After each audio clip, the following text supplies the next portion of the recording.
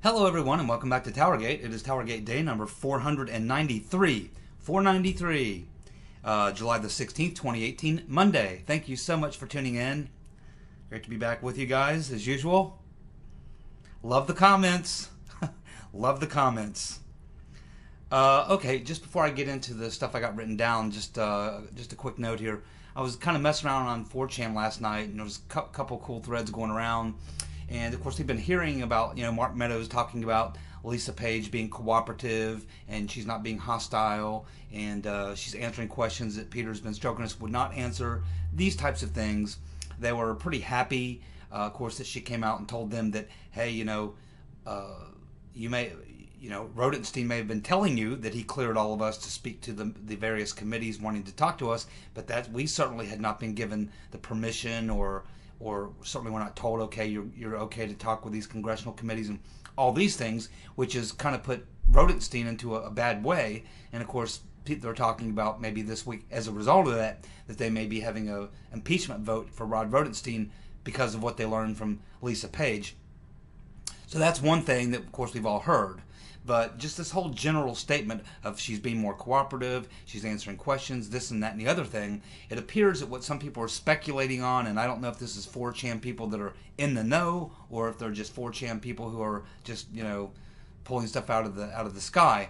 But what was being discussed on one of the threads is that what Mark Meadows meant by the fact that she's cooperating and things and such is that this idea is that what she's cooperating on, and what they're talking about is the fact that she is admitting that there was bias in the investigations at the FBI and the DOJ in the Clinton investigation and the Trump-Russia investigation. She is apparently saying what Peter's been stroking us would not say, which is that there was bias within the DOJ and the FBI surrounding the two investigations. And this has opened her up, of course, to more probing questions, and apparently she's been able to respond to those. Even though she no longer works for the FBI or the DOJ, apparently the FBI went ahead and put lawyers in there with her. But apparently she's answering questions without referring to them. Unless they actually interrupt her, she's not asking them if she can answer questions. She's answering questions unless one of the FBI lawyers say, wait, you can't say this or say that. So the general impression is that she doesn't feel very comfortable with FBI lawyers or what have you. She doesn't feel any sense of loyalty to them. She's kind of protecting herself. But on the same token, we're also kind of learning that she too, like Peter's been stroking us, is defending her texts and saying, well, you're taking this stuff literally, and yeah, that was kind of my personal feelings, but we were still doing the investigation, or I was still doing my thing. I wasn't letting it, bias have an effect on what I did. Yeah, I said those things, but they kind of what Peter's been stroking us is saying is that it didn't affect what I was doing. So on that issue, she seems to be taking like Peter's been stroking us' position as well. But she apparently is not nearly as hostile, and she's answering more questions. Keep in mind, she no longer works with the FBI. They let her go. They let her go back in May. But for some reason, they're holding on to Peter's been stroking us, just like they held on to Andrew McCabe as long as they could. And we all know that McCabe and Peter's been stroking us tried to throw her under the bus when they were interviewed by the IG. They tried to put stuff off on her.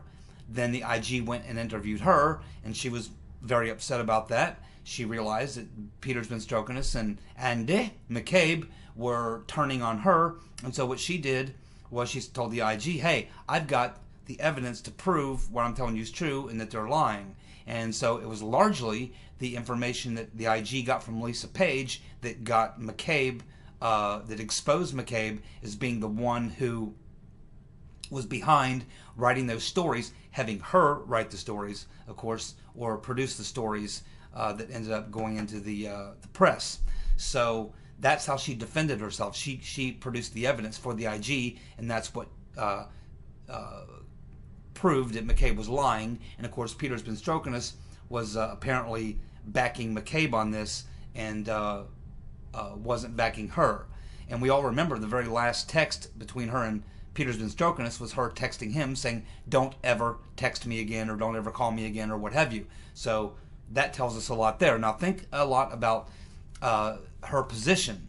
The FBI lets go of her in May after McCabe and Strzok try to throw her under the bus. Here she is in this relationship with Peter's been stroking us. It becomes public. Now he's got big problems. So he has to make a decision. And like many people who find themselves in that situation, Lisa Page found herself in that situation as the odd person out. Was Peter's been stroking us going to go to his wife and say, okay, honey, I guess now that you know, yeah, I've got this woman at work, and I really like her, and so I'm really sorry, but I think I'm going to file for divorce. I want to be with her, not with you. And but it didn't work out that way for Lisa Page. Instead, Peter's been stroking us decided, I guess, to try to stay with his wife, repair that relationship, and throw her to the curb. So she's a scorned woman, first of all, in the love triangle. She got scorned. And then, of course, Peter's been stroking us, in addition to scorning her, along with McCabe, tried to throw her under the bus and make her the liable party for the releases or the leaks of these stories to the press. So, but she's also trying to protect herself as well. But she is obviously, this is the type of witness that you want. A witness that is compromised, but a witness who could give you bigger fish, and a witness who has a personal issue as well. So she is definitely the type of witness that you want if you want to turn someone. And you can see how the Congress is talking about her after the interview. She's coming back on Monday, today, to be interviewed. And so over the weekend, that's the kind of responses that she got to hear, was all these members of Congress praising her, saying, yes, she was very cooperative, she wasn't combative, we think she was honest with us, she was helpful to us, this and that and the other thing. So they're obviously trying to get on her good side, and she's obviously looking for a friend, because she doesn't feel like she has a friend in the FBI. They cut her loose. She doesn't feel like she has any friends in the DOJ. Probably most of them have dropped her like a hot potato, and no one's probably communicating with her. No one's telling her or offering her any help at all. She's going to turn to whoever she thinks can help her the most. And if she feels that she can trust some of these guys, Meadows and Jordan and Goodlatte and these guys, maybe Gowdy, then maybe she thinks that that's the best way for her to go, to be able to come out of this thing as best as she possibly can, despite the fact that she's up to her ears in a lot of this. But she may be looking for a way out, and maybe she sees this as her way out, because she certainly feels at this point scorned by Peter's been stroking us in the three-way love affair. She feels thrown under the bus by the FBI and the DOJ, and they're not reaching out to her, and they cut her loose. So I think she is flowing in the natural direction that you would think she would, and I think that that's why they are optimistic about what they can learn from her and how they can move the investigation forward. So that's just kind of the scuttlebutt going on over at 4chan, and some of my input as to how I read it. So we'll have to see what happens from this point forward. A lot more witnesses to talk to, a lot more things to learn, and a lot more shoes to drop.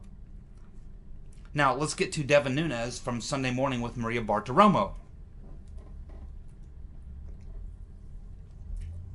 So I made some notes here. It's funny, she was asking about Mueller ending his investigation. And Nunes basically said, well, he's never going to end his investigation. Hey, if Trump's there till 2024, he'll be there till 2024. Because ultimately what he is there to do, and it's becoming crystal clear now what he is there to do. He knew there was never any Trump-Russia collusion. He was never going to be able to prove any of that. He could pick off some of these people like Page and Manafort just because of what evidence they already had, that they could make a case or try to make a case, at least ways to be a distraction, if nothing else. But the primary reason that Uncle Bob is in place, as we can see how convenient it is for them.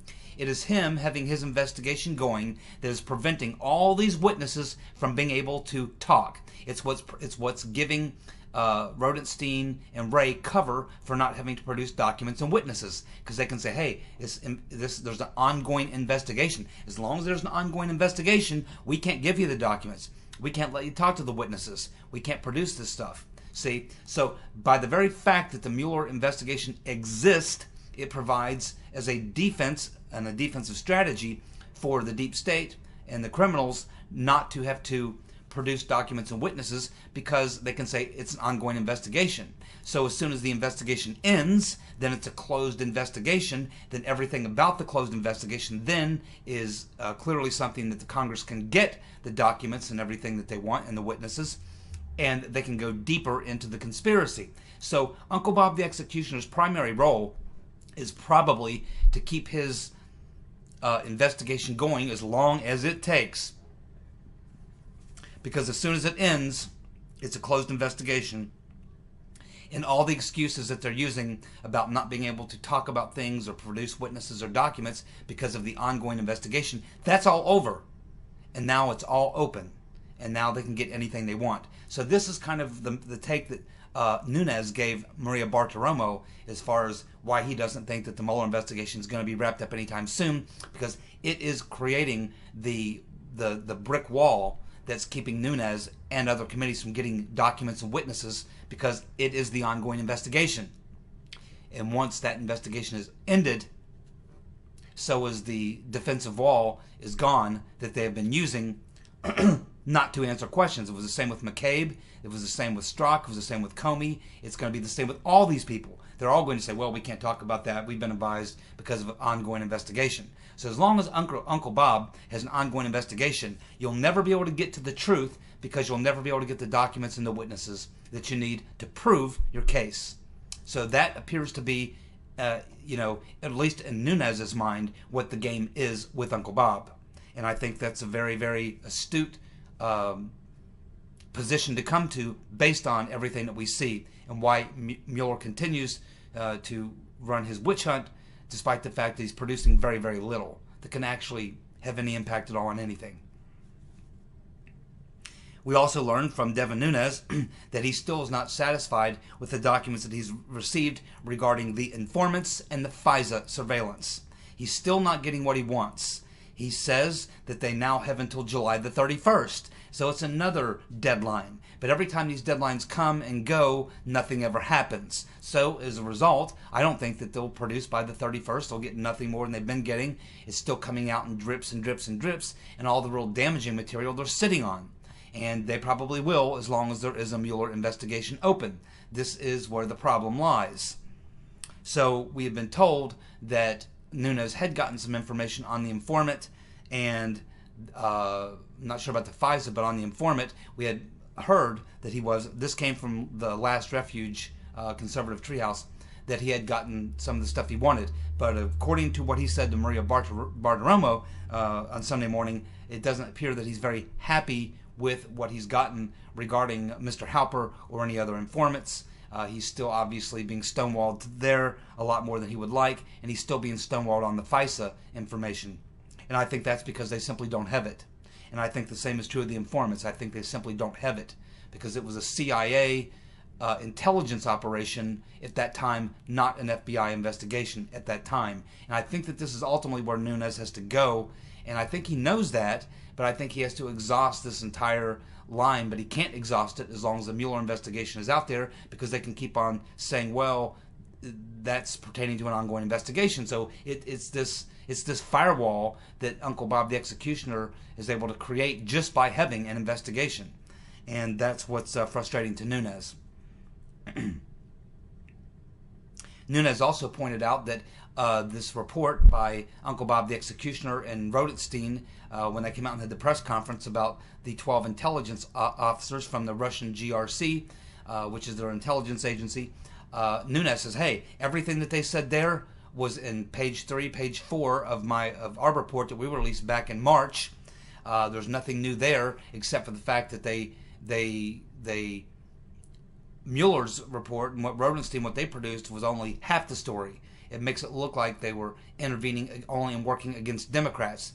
But Nunes said, we produced everything that they produced, but we also produced the other part of it, which is showing where they were trying to infiltrate the Trump campaign as well. They were trying to hack the RNC, whatever. So Nunes wasn't very impressed with the press conference and what they reported on, because he said they literally could have taken it right out of our report that we produced months ago, but they only gave half the story. We gave the whole story. So that was his take on the recent indictments of the 12 Russian intelligence officials. And of course, when Maria Bartiromo pressed Nunes on what can be done, he said the same thing all the rest of these guys are saying, which is, as Congress, we can only do so much. What could help a lot is if Trump would declassify a lot of this information, or and appoint a special counsel. So that's what Mueller, that's what a lot of these members of Congress are talking about: either declassify or a special counsel, or both. That's what they're saying. So, pretty good interview. Now, a lot of people are talking about Trump and Putin. What's going to happen there? It's fun to speculate that Trump and Putin are going to sit down and buddy up and say, yeah, man, we're both working against the globalists. They're out to get both of us. We got to work together. Let me tell you what I know. I'll tell you what I know. This sort of thing, this sort of banter back and forth, like they're going to develop this kind of bond or something. I honestly don't really see that happening. I guess I look at it in a different way. Both these guys have interest. Putin has his interest. Trump has his interest. I don't think they trust each other that much as far as what was going on with Russians meddling or whatever. Look, both Trump and Putin know. They're not going to sit there and bullshit each other. I mean, Putin knows that he meddles in countries all around the world as part of their normal intelligence operations. It's what they do. It's what intelligence organizations do. And we do it too. So do the Brits and every other major country that has an intelligence apparatus. That's what they do. They try to destabilize and create chaos for their adversaries. It's been going on since the 1950s. It'll never end. It's what intelligence agencies do. So I don't think either Putin or Trump are naive enough to sit there and try to bullshit each other into saying, hey, you're meddling with us. They both know they both meddle in each other's countries. Okay, that's what intelligence operations do. That's just how things are. That's the way the world works. They both understand that. They're not stupid men. So I don't think they're going to sit there and try to bust each other's balls over intelligence operations that are running.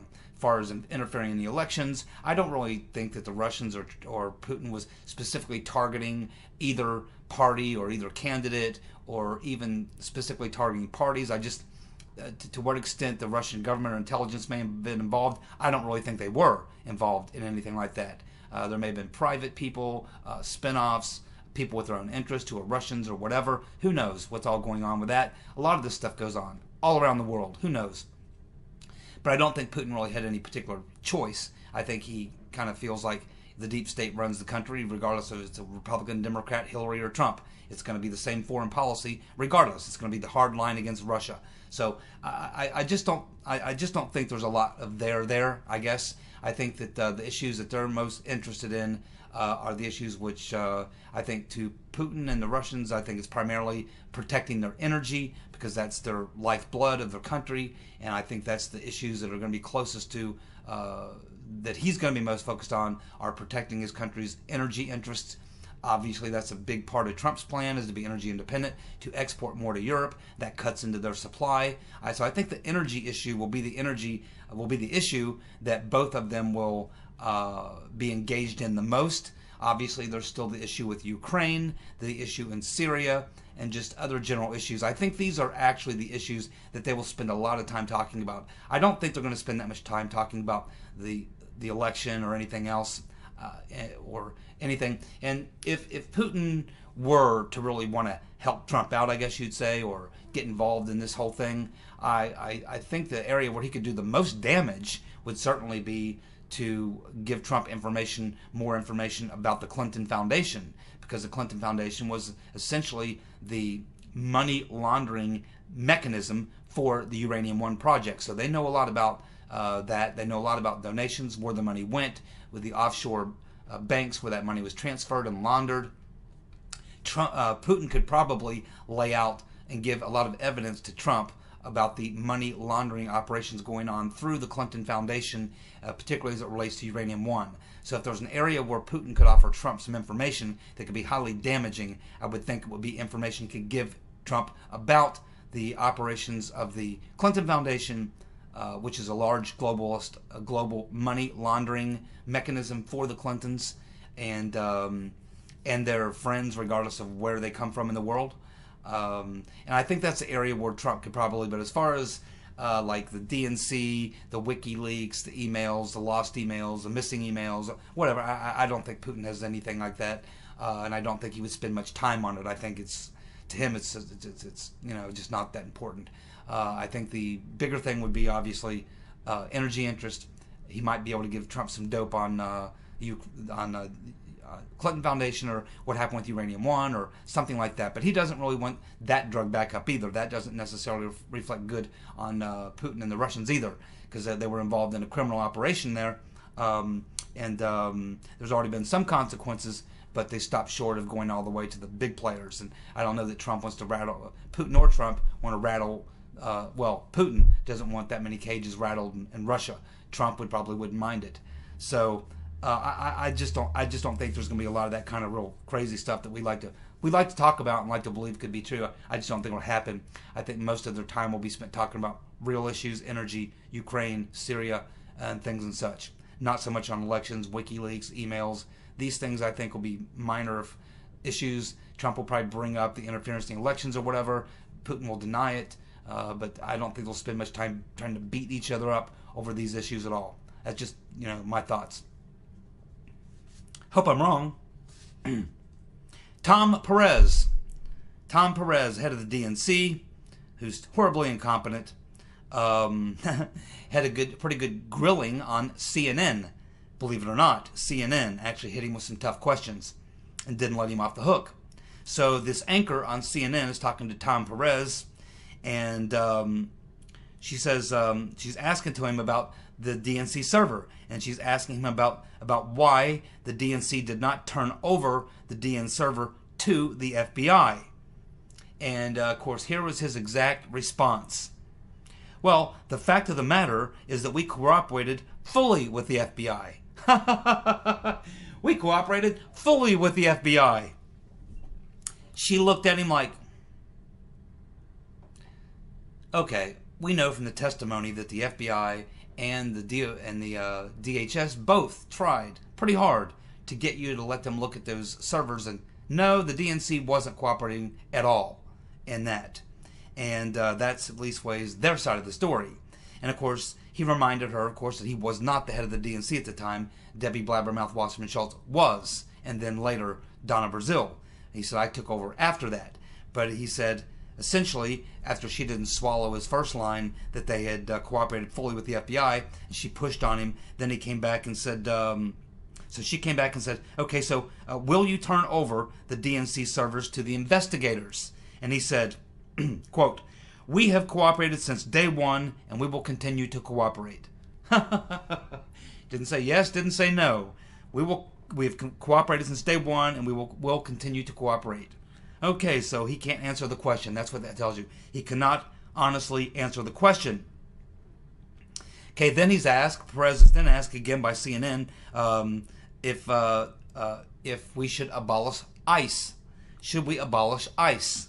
And Perez says, we should defeat Donald Trump. That's his answer. Should we eliminate ICE? No, we need to defeat Donald Trump. So finally, after being pushed on that, Perez then said, we need to elect Democrats so we can reform ICE, so that we can reform EPA and change the culture of corruption that has infiltrated the government. This coming from the most corrupt son of a bitch on the planet, okay, with all his friends, the horribly corrupt DNC, who rigged the election against Bernie, who tried to rig the election against Trump, who rigged every bureaucracy in the Obama administration to get the rotten Reverend Clinton off the hook. They're not cooperating with the FBI. They never were cooperating with the FBI. They're not cooperating at all. They're not even cooperating with their good friend BuzzFeed, who released the dossier to help them. They won't even turn over the CrowdStrike or the DNC server logs, to their good friends to get them out of hot water. So they're not cooperating or helping anybody. But Tom Perez, he looked the way he always looks, like a deer in the headlights who hasn't got a clue. He's a rebel without a clue. Just as Tom Petty said. Trump's job approval is now at 49%. 49%. Wow. That's pretty damn good, considering the incredible amount of propaganda that's dropped on him every single day, to be sitting at 49%, man oh man, that is impressive. Maxine Waters, can't go a day without one of her ridiculous comments. Mad Maxine Waters says that Trump is jealous of Obama.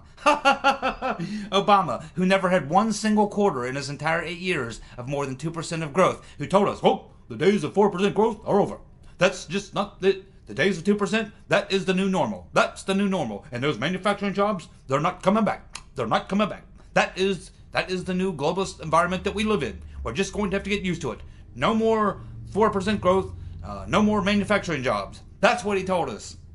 Well, Trump said nothing but 3.5%, 4%, now last quarter, 4.5%, more than 4.5%, over 4.5% growth. Manufacturing jobs are coming back by the gobs, and wages are rising.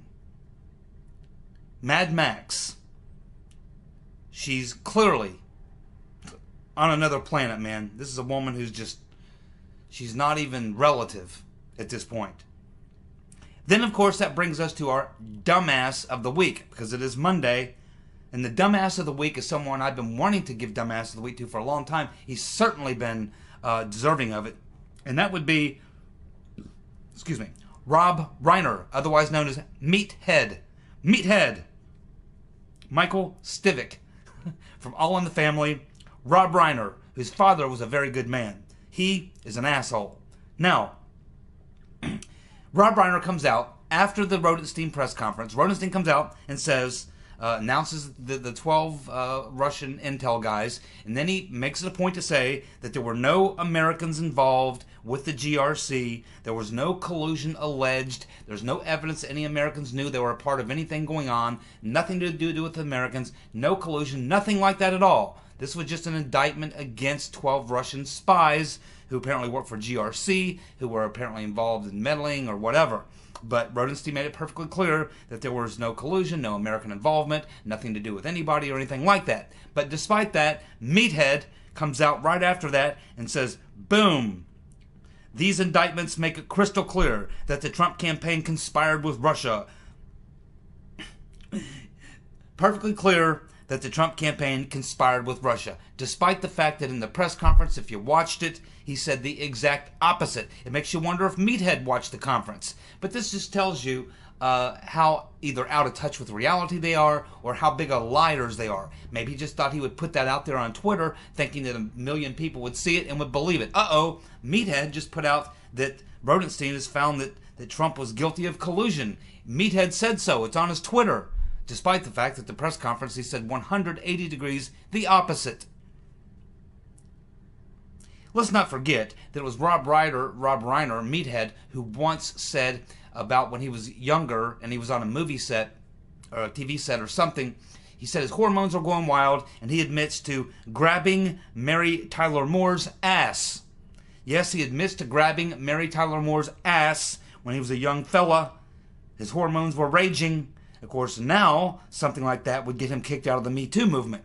And this is a comment that was made a while back.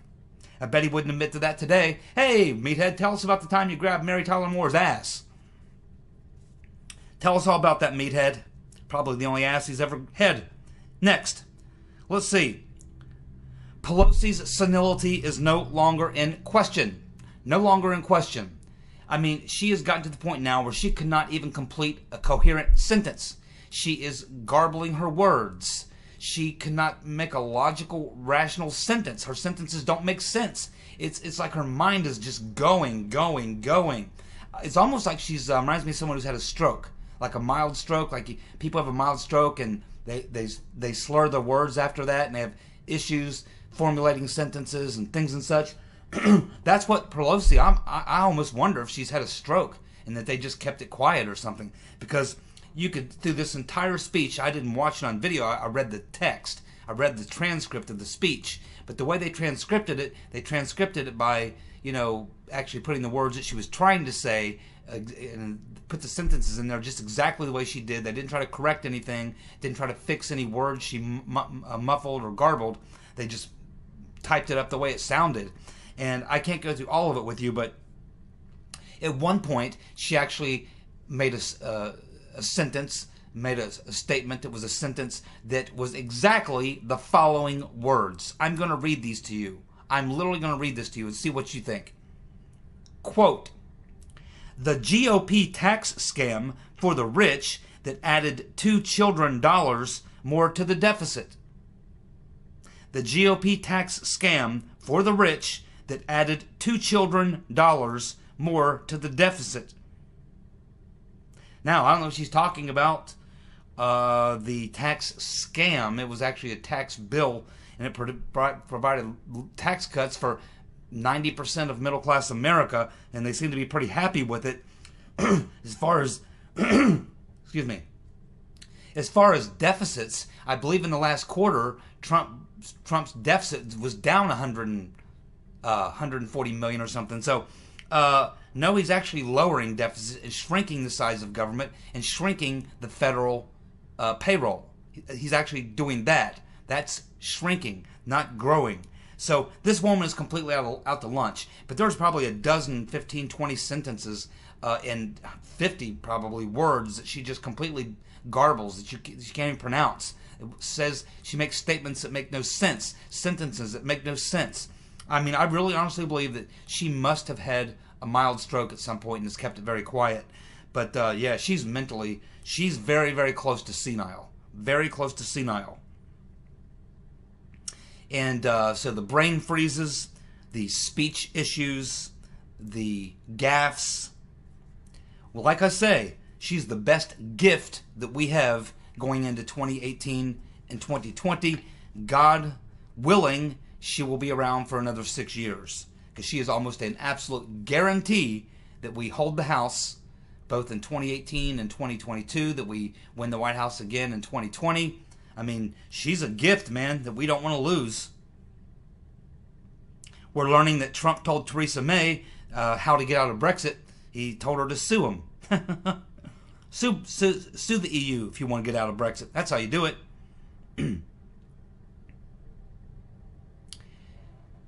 A very good article from that I was reading from Margot Cleveland, who's a very good legal writer over at the Federalist.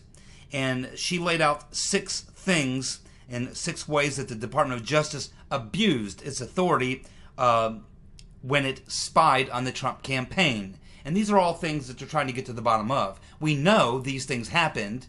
It's obvious from just what we can see, but if you want to prove these things in court, you got to be able to have the physical evidence, which we're being prevented from getting because of the Mueller investigation. So here are 6 things that she points out, which we talk about a lot here on TowerGate, but she just lays them out basically in simple statement form so that we don't forget exactly what is going on here. So here are the 6 things she points out. And she goes into very lengthy explanations of each. I'm just going to give you the headline. So, number 1, misleading the FISA court on the Crossfire Hurricane launch. Yes, absolutely. Misleading the FISA court that Papadopoulos colluded with Russia. Absolutely. Misleading claims that Papadopoulos was connected to the DNC hack. Of course, and he wasn't. Misleading claims that Papadopoulos interacted with Russian agents. He did not. Mr. Mifsud is not a Russian. Nor is Mr. Milian or any of the other people he was dealing with. They were plants from the intelligence agencies. Misleading about Page's connections with Russian agents. Absolutely. 100% true. Political bias of the DOJ and FBI officials involved in the FISA applications. Absolutely. 100% correct. These are 6 major things. And the only reason that these people are not being prosecuted in a court right now for all of these things, is because the Mueller investigation exists. And it's blocking us from getting the documents and the witnesses that we need to prove all this. That is where it stands. Thank you so much for tuning in. I'll be back tomorrow. You guys have a good night. Bye.